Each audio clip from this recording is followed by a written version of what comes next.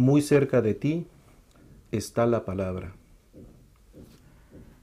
La lectura orante de la Sagrada Escritura es uno de los ejercicios recomendados por la Iglesia para vivir con mayor intensidad y también con la perspectiva de un mayor fruto el tiempo sagrado de la Cuaresma.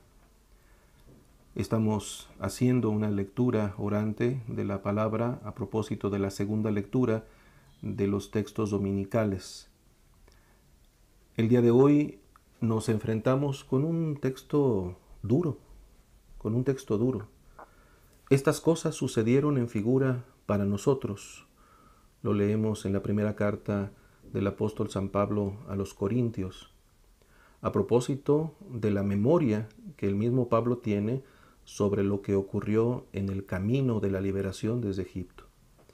Y esto es auténticamente una advertencia de cómo quienes ya han recibido los frutos de la gracia pueden, sin embargo, sucumbir en el camino. De la primera carta del apóstol San Pablo a los Corintios. Hermanos, no quiero que olviden que en el desierto nuestros padres estuvieron todos bajo la nube, todos cruzaron el Mar Rojo y todos se sometieron a Moisés por una especie de bautismo en la nube y en el mar. Todos comieron el mismo alimento milagroso y todos bebieron de la misma bebida espiritual, porque bebían de una roca espiritual que los acompañaba, y la roca era Cristo.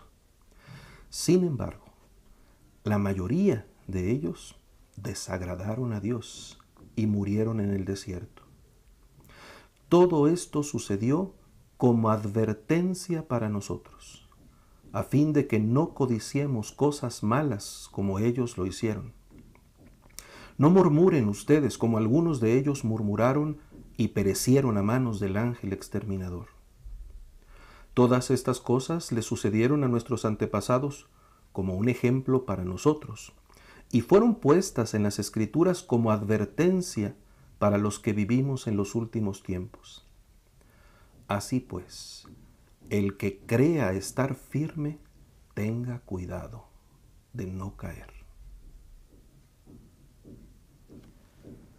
Propongo una traducción un poco más literal, como lo hemos venido haciendo, que nos permite captar algunos matices que posiblemente se pierden en el texto litúrgico.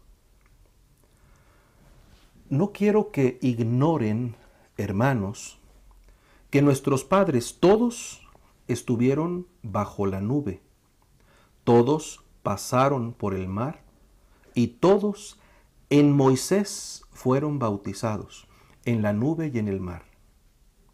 Y todos comieron la misma comida espiritual, y todos bebieron la misma bebida espiritual, pues bebían de la roca espiritual que los acompañaba. La roca era Cristo. Pero a Dios no le agradó la mayoría de ellos, pues quedaron tendidos en el desierto. Todo esto, o todos estos, eran figuras para nosotros, para que no seamos de los que codician lo malo, como ellos lo codiciaron, y para que no murmuren, como algunos de ellos murmuraron y perecieron por el destructor. Todo esto les aconteció figuradamente y se escribió como advertencia para nosotros, quienes hemos llegado a los finales de las eras. Así pues, el que crea estar de pie, vigile no caer. Haremos los mismos 3 pasos que nos recomienda la tradición, los mínimos, pero haciéndolos de manera intensa. El primero y más extenso es el que se concentra en la misma palabra como palabra de Dios. La recibimos y la escrutamos intentando que la palabra llegue a nuestro oído y nos toque. Después meditaremos sobre lo que esta palabra nos hace pensar y haremos de esta palabra oración como respuesta al Dios que nos habla. Nuestro primer paso, entonces, la lección. A modo de introducción, Pablo está hablando con los corintios, una comunidad que se ha pretendido autosuficiente, orgullosa, un puerto rico en posibilidades, abundante en experiencias. La mayoría de los que conformaban esta comunidad no provendría del ámbito judío, sino del griego. Por esto llama mucho la atención que precisamente a ellos San Pablo les imponga, de alguna manera, la referencia a la tradición de Israel. A los judeocristianos les tienes que estar recordando permanentemente que él está haciendo una misión entre los paganos, pero a los paganos les recuerda la tradición de Israel. El hecho es que todos hemos recibido la salvación a través del mismo cauce establecido por Dios en su proyecto, del cual Él nunca se desdice. Y se explica entonces la advertencia contra quienes pretendan establecerse en una autonomía que excluya los planes de Dios, salvarnos por nuestra propia cuenta, salvarnos a partir de nuestras propias ideas, desde nuestros propios criterios, sin escuchar la palabra de la salvación. Este texto es entonces una llamada de atención contra la arrogancia y la temeridad. Para introducirnos en estos textos quisiera invitarlos a partir de la última expresión que encontramos. El que se crea seguro, de pie, vigile no caer. Toda la argumentación concluye con esta frase, que de hecho se complementa en el contexto con una mención de la tentación, la fuerza que nos puede arrastrar hacia el mal. Dios no nos tienta más allá de nuestras propias fuerzas, pero la intensidad de la tentación se identifica en realidad con el tamaño de nuestro propio yo. La soberbia es el más puro de los pecados y es el que puede mover a la desobediencia de Dios. El texto ha dicho en el texto litúrgico, así pues, el que crea estar firme, tenga cuidado de no caer. En la versión literal, así pues, el que crea estar de pie, vigile no caer. El que piense que está bien parado, el que se sienta seguro, vea que no caiga, dirija con atención la mirada y discierna adecuadamente, de modo que no caiga. Entre más seguros nos sintamos de nosotros mismos, más en peligro nos encontramos de perder el nexo vital con Dios, la fuente de nuestra vida. Toda la Cuaresma es un ejercicio de humildad y de sensatez, y nos ayuda a ver con claridad, porque los más grandes peligros pueden esconderse en lo más ordinario. Sobre esta nota, profundicemos en otros aspectos del texto. Nuestros padres. Pablo está hablando del pueblo judío, el que atravesó el Mar Rojo, el que recorrió el desierto hacia la tierra prometida.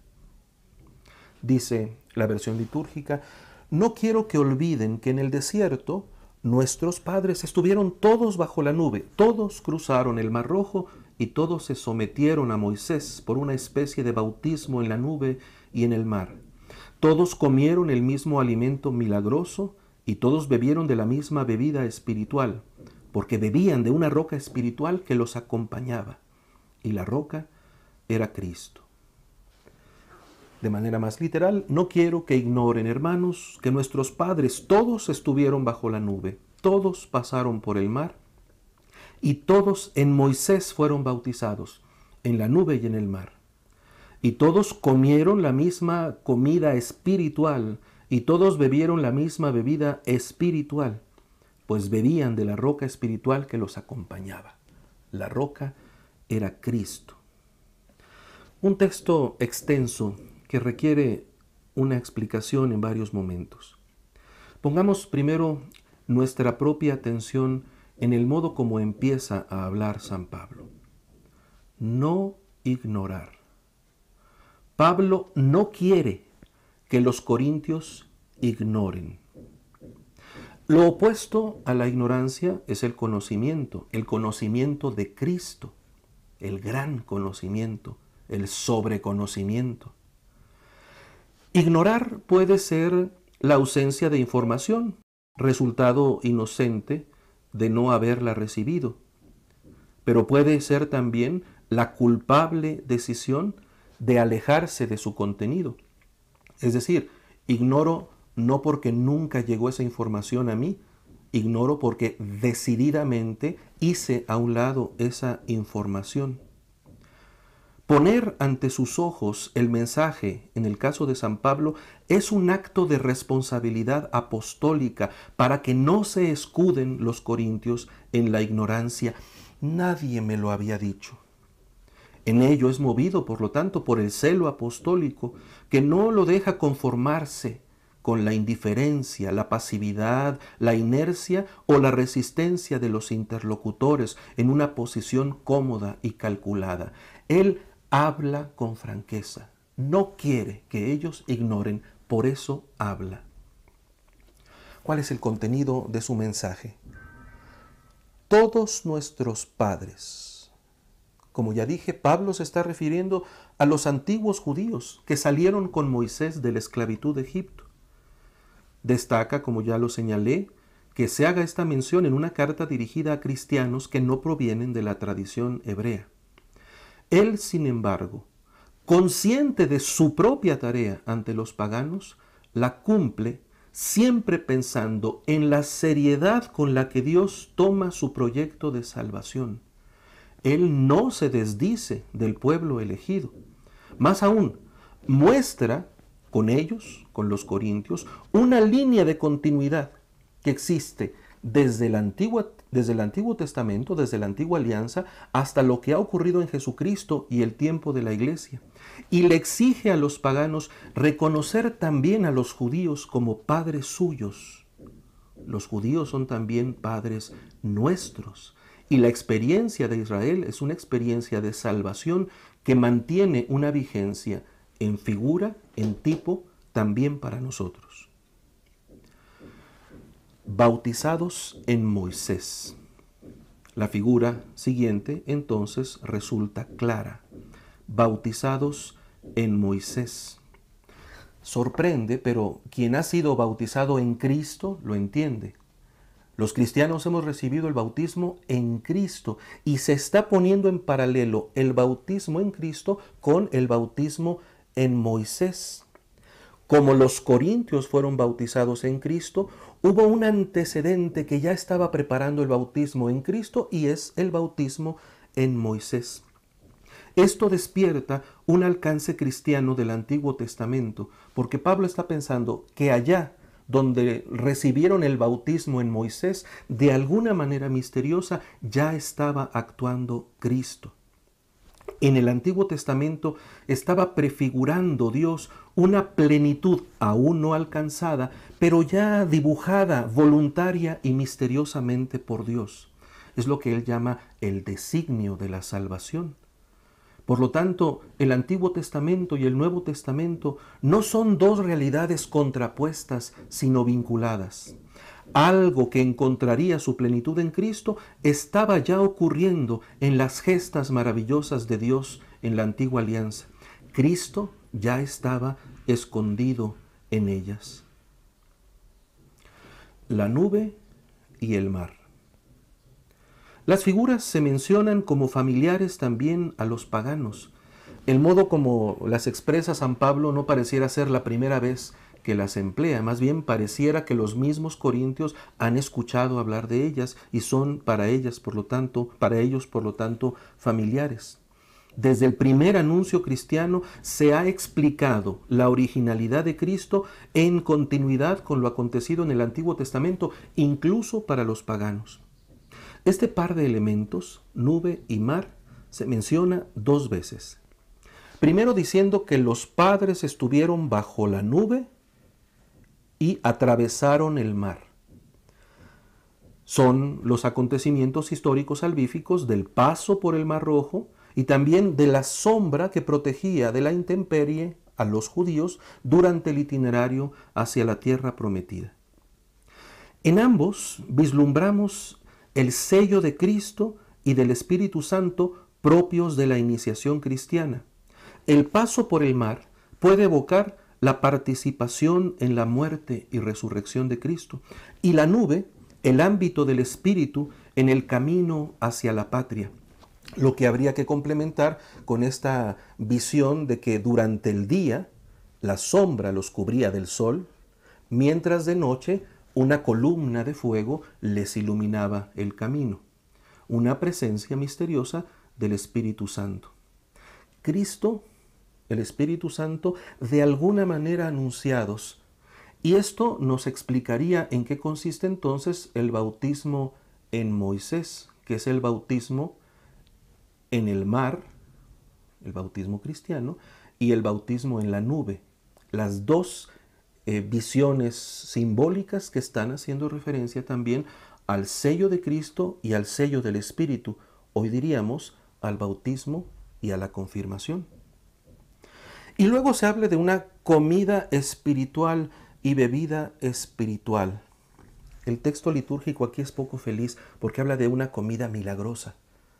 Comida espiritual y bebida espiritual. Se insiste en el carácter espiritual de la comida y la bebida. Y esto se complementa con la afirmación de que la roca era Cristo.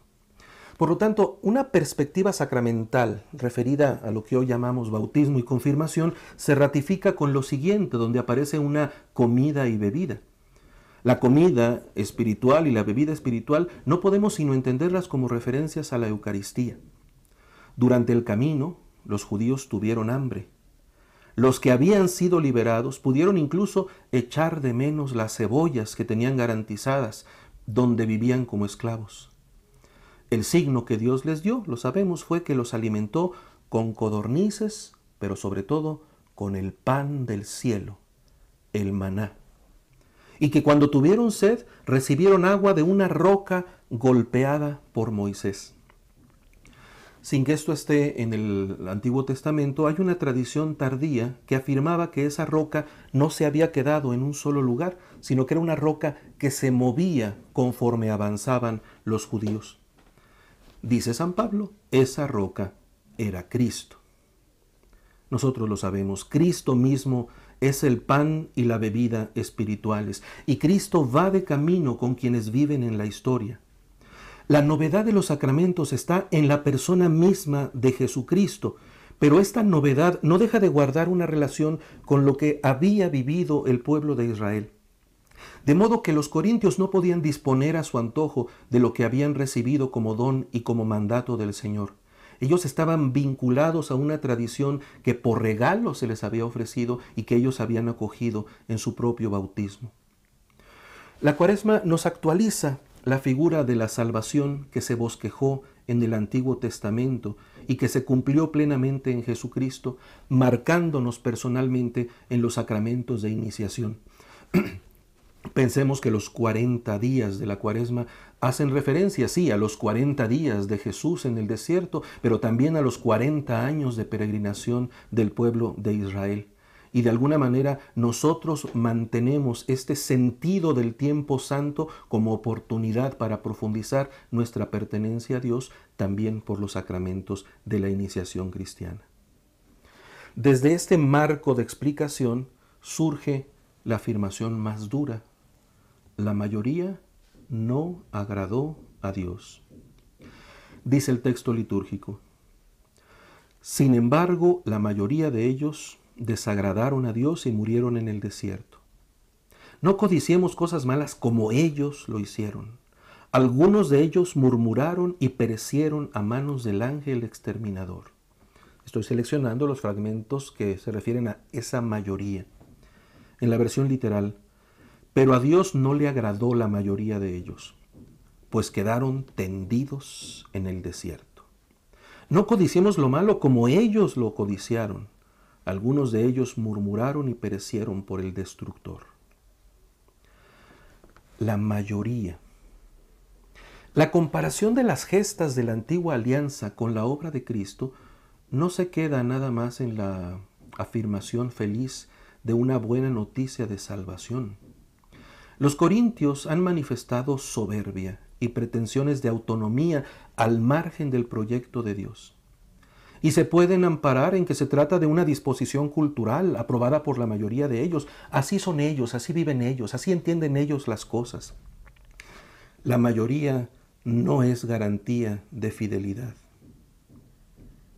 Tristemente, el apóstol constata que a pesar de la benevolencia divina que liberó a una gran multitud de la esclavitud, la mayoría de ellos no perseveró en la obediencia.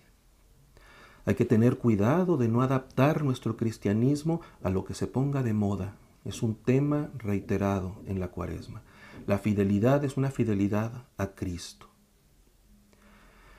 ¿Cómo se describe lo que le pasa a esta mayoría? Como haber dejado de estar en el agrado de Dios. El hombre ha sido infiel y esta falta de fidelidad del hombre lleva al apóstol a hablar de lo que compete a Dios. Él mismo, Dios, ha hecho todo para liberar a su pueblo. ¿Por qué? Porque lo ama entrañablemente y no puede, por lo tanto, permanecer indiferente ante la traición. Dios ama a su pueblo, lo mira con agrado, pero lo mira en verdad. La mirada de Dios observa con autenticidad lo que el pueblo hace. Y la mirada de Dios incluye, sin perder nunca el amor, también un juicio. Hay un juicio en la mirada que corresponde a la objetividad del bien que Dios mismo ha realizado y del que espera una respuesta. ¿Qué pasa con los hombres que rompen el vínculo con Dios, fuente de vida? Pierden la vida y terminan tendidos en el desierto. A veces quisiéramos suavizar las palabras de la Biblia, pero la Biblia en algunos momentos es muy dura. Y esta dureza de la Biblia nos hace ver el dramatismo auténtico del pecado y cómo no podemos relativizar la gravedad del romper con Dios. La consecuencia de la infidelidad nos muestra un espectáculo tétrico. En una sola palabra, lo que hemos traducido como tendidos, el apóstol describe cuerpos muertos, aventados en el desierto, descomponiéndose a merced de la carroña. La imagen en la tierra se vuelve de alguna manera reflejo del abandono de Dios. Abandonar a Dios implica para el hombre caer en la más espantosa de las muertes. Romper el vínculo con el que es la vida automáticamente equivale a morir. Y esa muerte solo se vuelve clara cuando la miramos de frente, cuando no la maquillamos, cuando la consideramos en toda su espantosa calamidad. No maquillemos el pecado, no maquillemos la desconfianza en Dios, no maquillemos el odio al hermano ni la violencia, no maquillemos la mediocridad. Romper con Dios nos aniquila, nunca es algo hermoso. ¿En qué consistió la infidelidad? El texto que tenemos nos habla de que codiciaron lo malo. Eso es lo que hicieron estos grupos, esta mayoría. Y luego murmuraron. Las acciones, entonces, que rompieron el agrado de Dios se mencionan explícitamente. El deseo dirigido al mal, la codicia como una expresión general.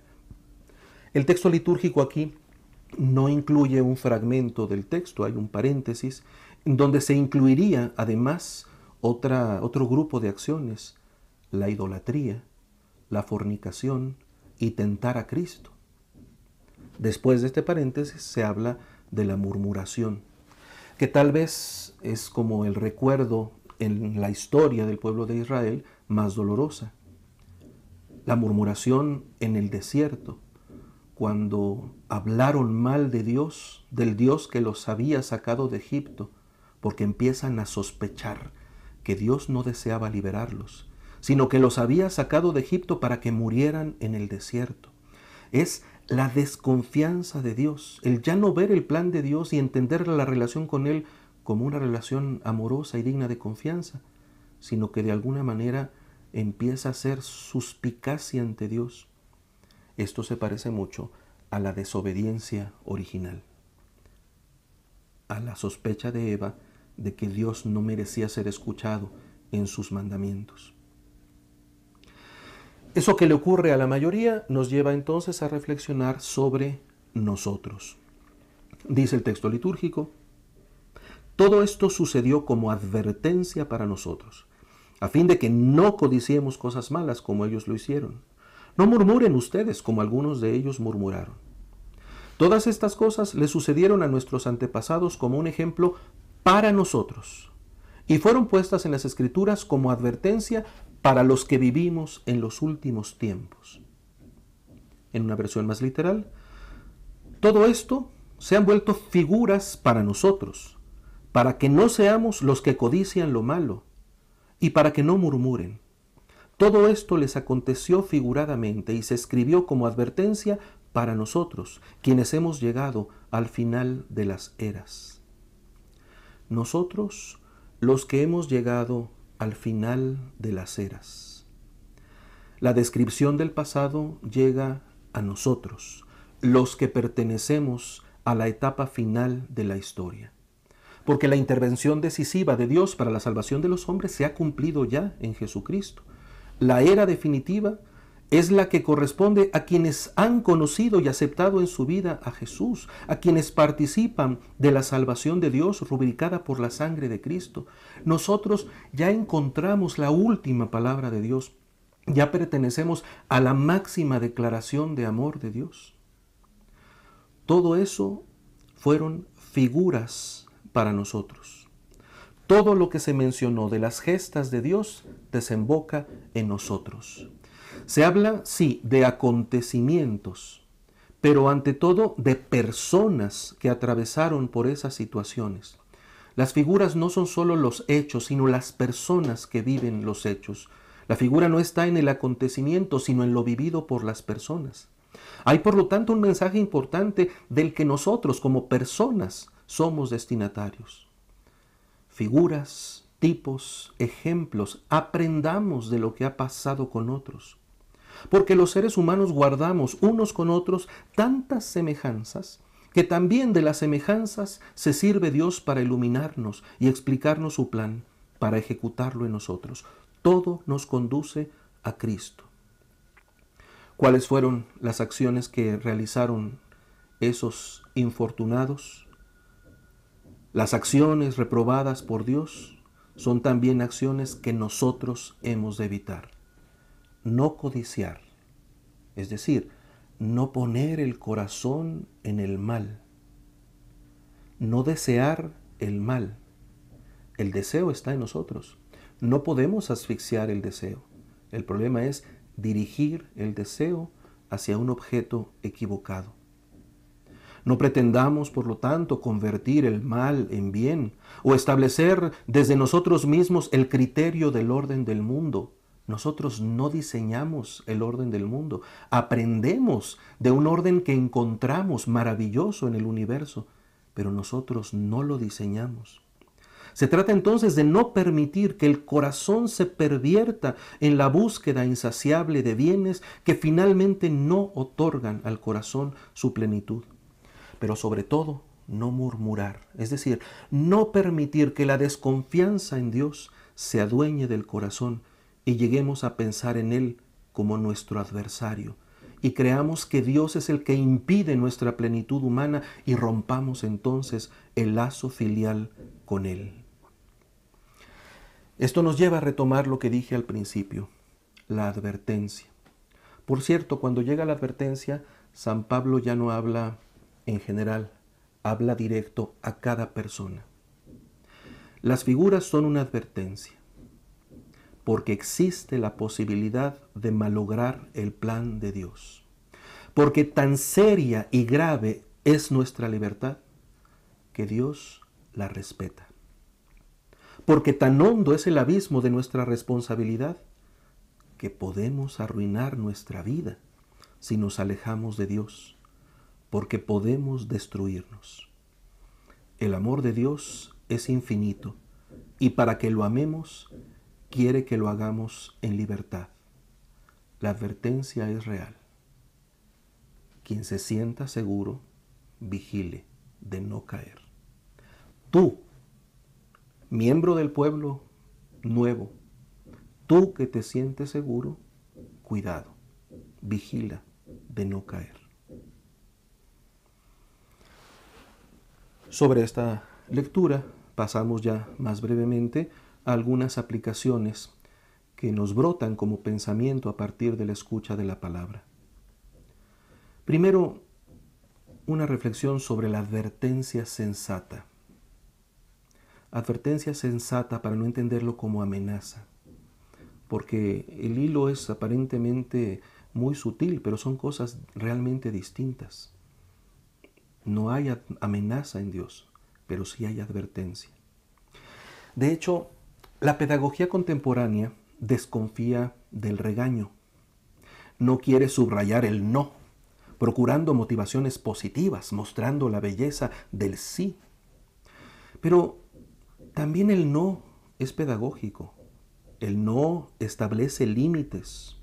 El no permite educar y configurar una forma interior. Para no captar los peligros, podríamos llegar a renunciar a reconocerlos como tales, y esto sería un gran peligro. La autonomía de la conciencia del hombre contemporáneo ha llegado a tal extremo que puede ahogarse en su propia pretensión, queriendo afirmar al hombre y rompiendo su relación con Dios, terminar por asesinar al propio hombre. A veces también advertirnos sobre el amor de Dios puede hacernos equivocar la idea de su misericordia, como si a Dios no le importara lo que nosotros hiciéramos. Total, nos perdona. Esto no debe ser así. El amor de Dios incluye que Dios conoce y ha dispuesto lo que es para nuestro bien y también lo que puede destruirnos.